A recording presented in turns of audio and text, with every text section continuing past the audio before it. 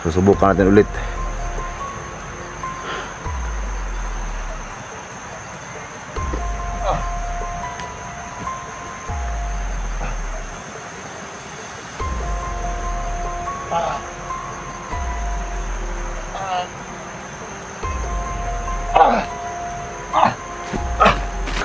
Ikaw pala yung nakabantay.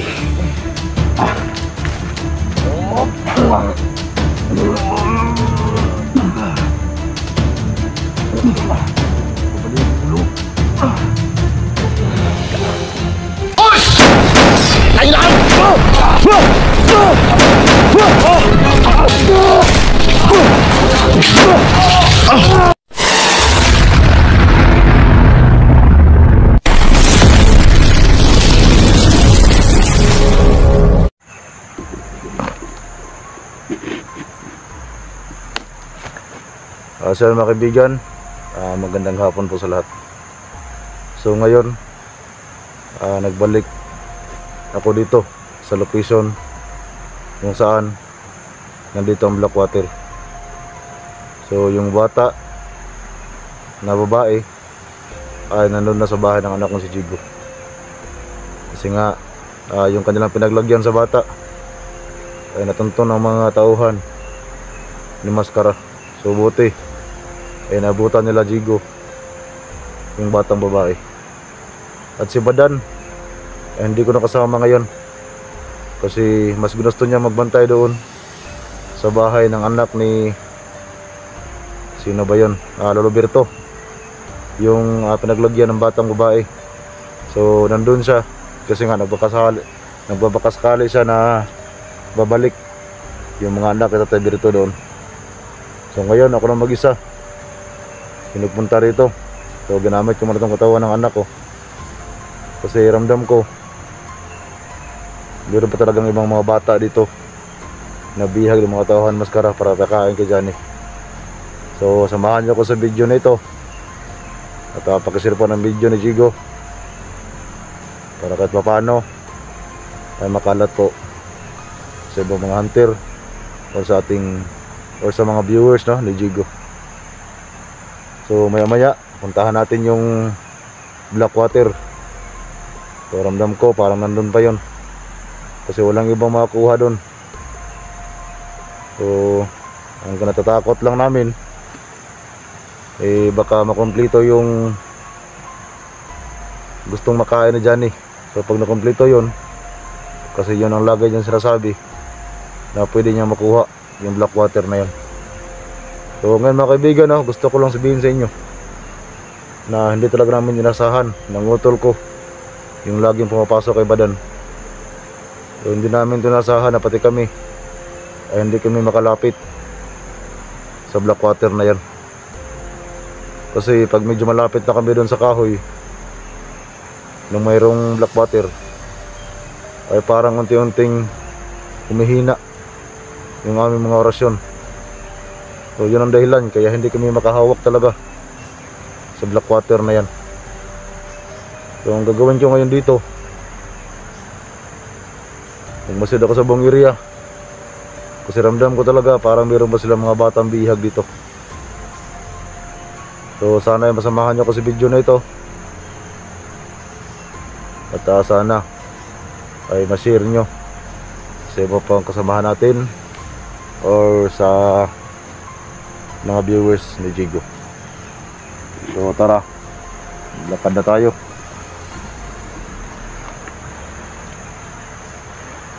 So dyan tayo dadaan ngayon. So pasensya na kayo kasi naabutan ako ng hapon dito kasi nakapag-usap ako sa anak kong si Jigo kanina kung papayag ba siya na gamitin ko yung kanyang katawan kasi nga medyo matagal na rin ako hindi nakapasok sa kanyang katawan. So ngayon lubos-lubosin ko na lang para makatulong tayo. So nagkaroon tayo ng oras para makapasok sa katawan na ito.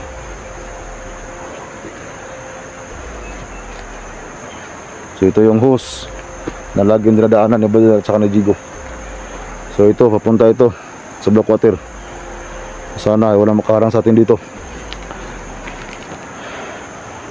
So pasensya na ko mga kaibigan, kasi gustuhin man namin na kunin ang black water. Pero yun nga ang aming pinagtataka, kasi parang mayroong pupigil sa aming mga orasyon o sa aming mga agimat kung bakit hindi kami makalapit sa kahoy na yan. Ano kayang sekreto ng black water na yan?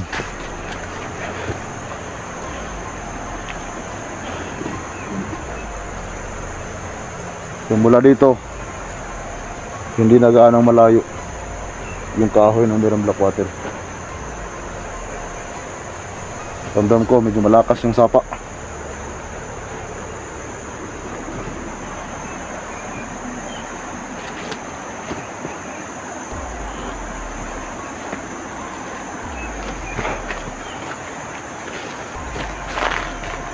At ito nga pala, meron pa akong sasabihin sa inyo. So yung batang babae, yung niligtas sila kahapon, ay mas ginusto niya na sumama kay Jigo. Kasi nakita ko rin sila kahapon, pinapili ni Jigo kung saan siya sasama. Pero ang sabi ng bata ay doon sa aking anak kasi Jigo. Kaya lang ngayon nakita ko kay Jigo na parang problema talaga siya sa bata. Kasi kahit damit ay wala talaga. At saka alam niyo naman siguro kung gaano kahirap ang buhay ng aking anak kasi Jigo. So minsan nga hindi pa makakain yan isang araw. Minsan kakain lang ng isang bisis. Tsamba lang na meron 3 bisis. Tsaka meron pa siyang batang maliit. So ang problema na Jigo ngayon, dumagdag pa itong bata. Kasi mas ginusto ng bata na sumama sa kanya. So parang may ulan pa ata. So sana maging okay lang yung bata doon sa kami na anak ko si Jigo. Kasi sobrang kawawa din kung kunin. Kung hindi namin kunin, no? Kung hindi kunin ni Jigo, so baka mabihag ulit yung mga tauhan ni Maskara. So tara, mula dito malapit tayo sa kahoy na mayroong black water. So hindi lang tayo masyadong lalapit, kasi mula dito ramdam ko na yung aking enerhiya ay nabawasan na.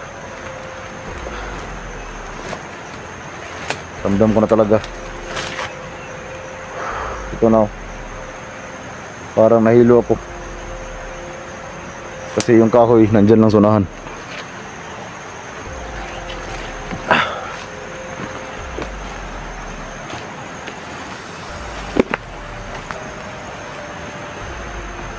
Yung kahoy na yan, nandyan yung black water.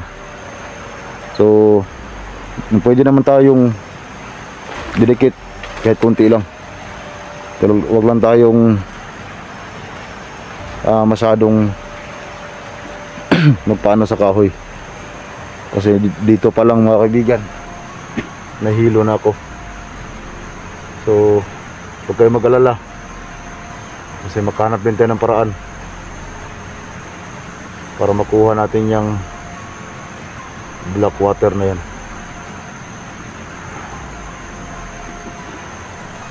Sa karamdam ko parang may nakabantay dito, pero buti na lang ay hindi mismo dito sa kahoy ng black water.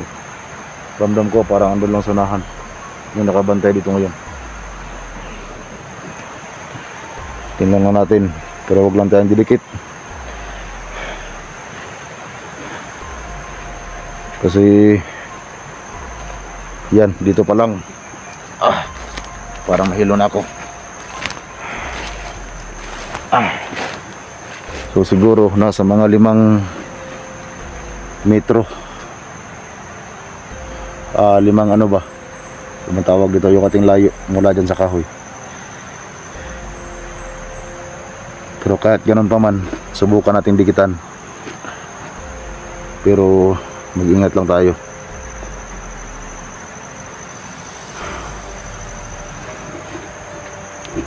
So yan, pipilitan natin na makadikit, pero wag lang nating hawakan kasi alam ko baka mapana pa itong katawan ng anak kong si Jigo.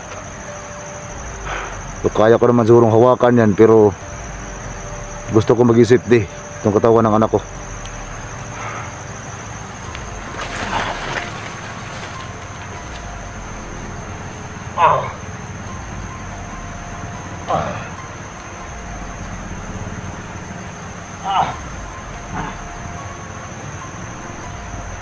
Parang hindi ko ito nakakaya.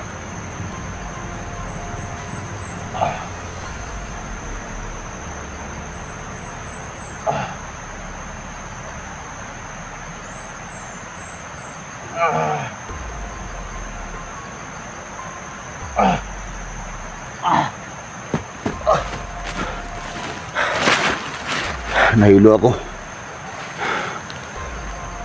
Hindi ko talaga mahawakan yung kahon na yan, yung black water na yan. Magpapahinga lang muna ako saglit. Siguro kung nabubuhay pa ako, baka kaya ko mahawakan yan. Pero itong katawan ng anak kong si Jigo, hindi niya kaya, kaya hindi natin magawa na mahawakan. Diyan pa yung sing-sing.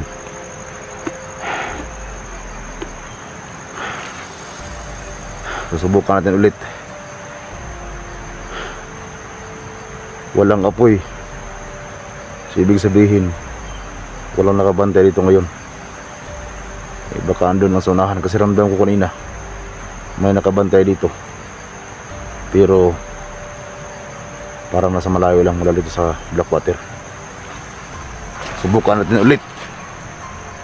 Lalapitan.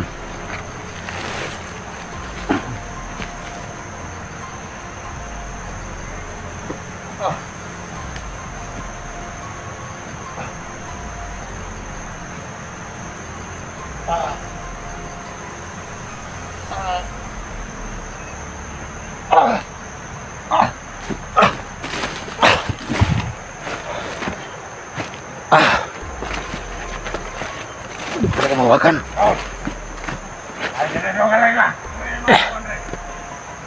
Grabe. Mga kaibigan, hindi ko talaga kaya mahawakan yung Blackwater. So parang matumba tayo kapag didikit tayo. So ngayon, lalayo muna tayo dyan kasi ramdam ko yung nakabanta dyan ay parang medyo malayo lang.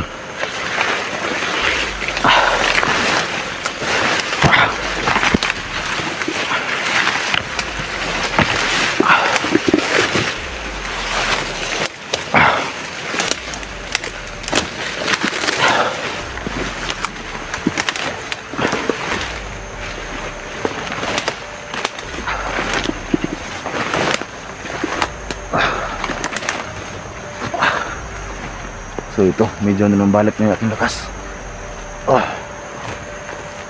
Kanina yung pagpunta natin sa tubig, Blackwater ay huwag na natin pilitin, baka mapano itong katawan ni Jigo.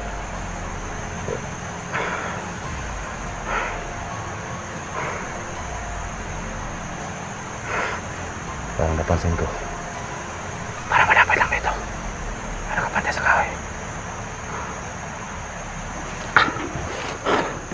Ayan, sabi ko na nga ba. Sino ka? Ba't ka nasa likuran ko?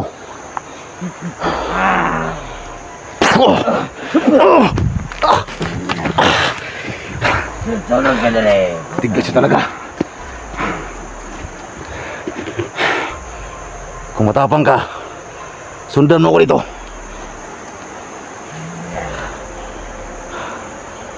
Matapang ka lang kasi malapit ka sa Blackwater. Yun yung sinasabi ko mga kaibigan, na nakabantay sa Blackwater. Dito ka, matapang ka. Mga kaibigan, pero pinasunod ko muna kasi malapit lang yung Blackwater dyan. Wala tayong saktong lakas. Sumunod ka dito. Kung matapang ka.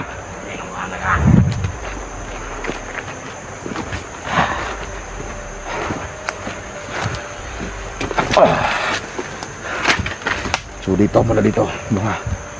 Medyo malakas na ako. Halika rito. Papatayin kita ngayon, hayop ka.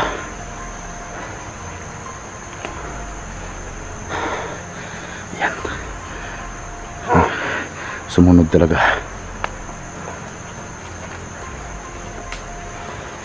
Halika rito, sumunod ka kung matapang ka.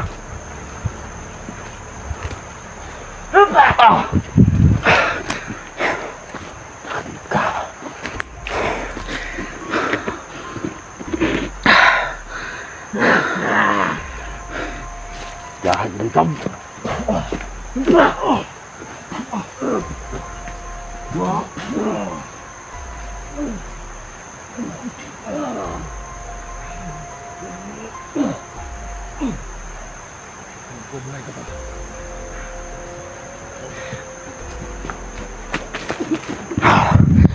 kaibigan, may buhay pa yan.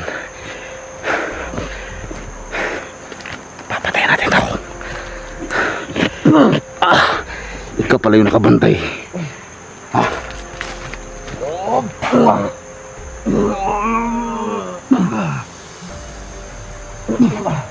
Babalik yung ulo.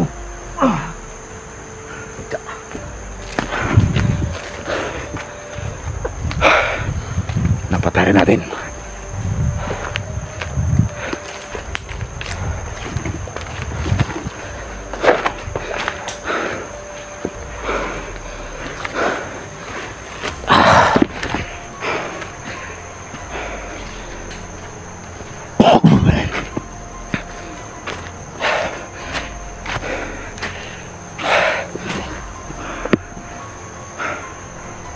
Medyo hiningal tayo mga kaibigan.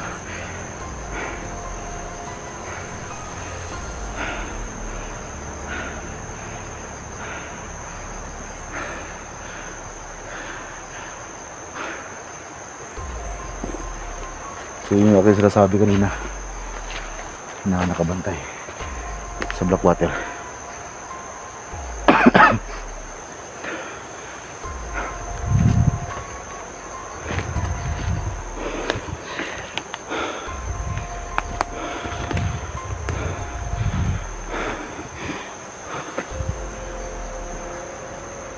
Ayun. Hindi ka lang bumili tayo.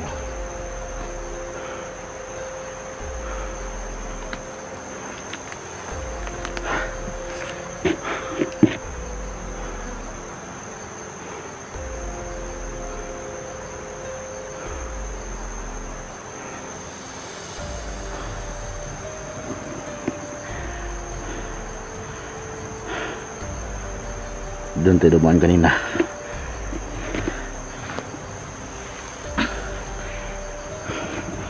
So yun mga kaibigan, no?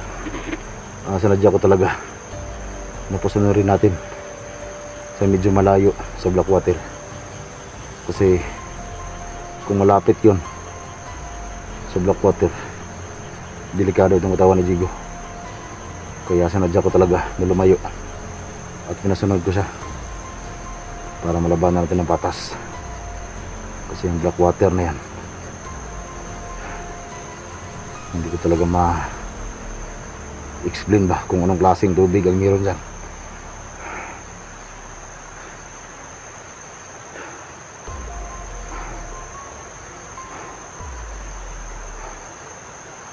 Ayun.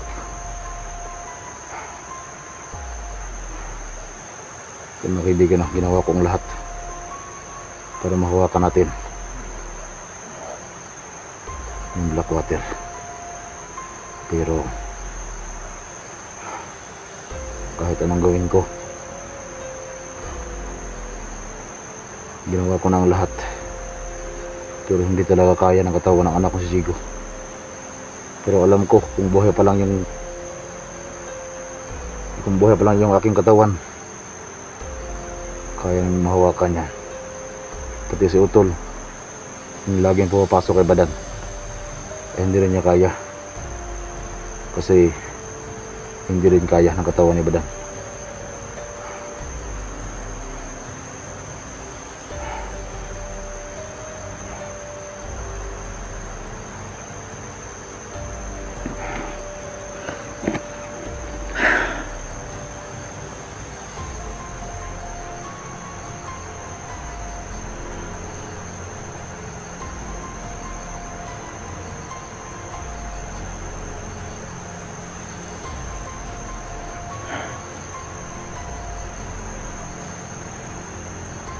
Magkaramdam muna tayo sa paligid.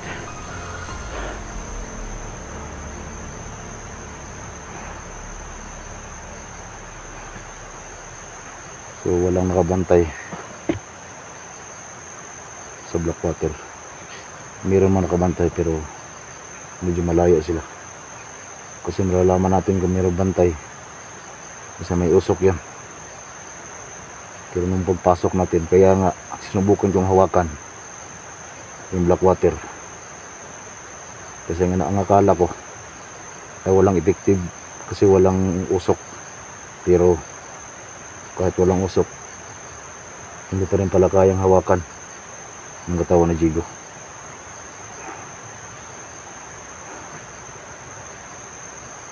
At saka yung ating hinala kanina na mayroong bantay nasa malayo, totoo nga yung ating hinala, yun yung napatay natin, ating pinasunod.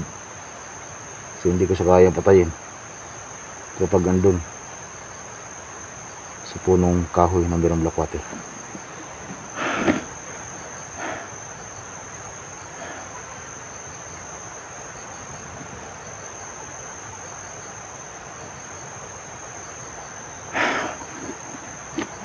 Tara, mandi tayo.